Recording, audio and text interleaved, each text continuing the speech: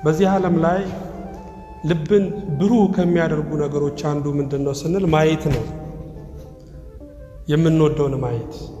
ሰው የሚወደውን ሲያይ ፊቱ ይፈካል። ሰው የሚወደውን ነገር ሲያይ ልቡ ከአቅሙ በላይ ይለጠጣል። ሰው የሚወደውን ሲያይ ለመኖር አምሮቱ ይጨምራል፣ እንደገና አቅም ያገኛል። በተቃራኒው ሰው የማይወደውን ነገር ሲያይ ልቡ አቅም ያጣል፣ ኑሮ የመረረ ይሆንበታል፣ ጥያቄው ሌላ ጥያቄ ይፈጥርበታል። የሰው ልጅ ያለ ሰልፍ እጁን ለምርኮ የሚዘረጋው የማይወደውን ነገር ሲያይ ነው። ስለዚህ ማየት ቀላል አይደለም።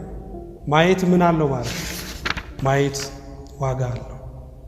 በዚህ ዓለም ላይ ቆራጥ የሆኑ ሰዎችን ስናይ ለመልካም ነገር እንድንወስንና እንድንጨክን ያደርገናል። ባለራዕዮችን ስናይ ለመንፈሳዊ ዘመቻ እንድንነሳሳ ያደርገናል። ወዳጆቻችንን ስንመለከትና ስናይ ተስፋ የቆረጠው ልባችን፣ በብዙ ነገር የተጎዳውና የተሰበረው ልባችን ይጽናናል። አገልጋዮችን ስናይ ሕሊናችን፣ አእምሮአችን ሰማያዊ ይሆናል።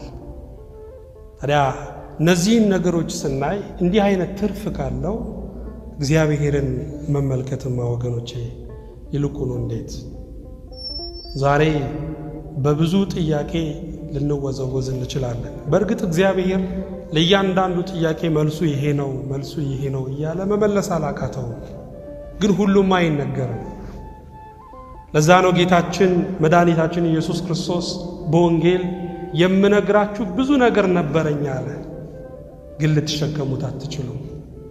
አያችሁ፣ መንፈሳዊውን እውነት ለመረዳት የሰማይ ትከሻ ያስፈልጋል። መንፈሳዊውን እውነት ለመረዳት የመንፈስ ቅዱስ አቅም ያስፈልጋል። ብቻ ጥያቄ ከውጭም ከውስጥም ሊመጣ ይችላል ወገኖቼ። እግዚአብሔርን ግን መመልከት ከቻላችሁ ከጥያቄ በላይ በሆነ ምክንያት ማረፍ ትችላላችሁ።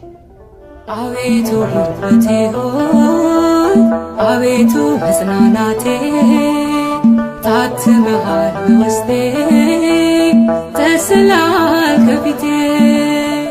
አየሁ አሻግሬ በተራሮች ከፍታ፣ ጨለማዬን ስትገፍፍ፣ ሰንሰለቴ ስትፈታ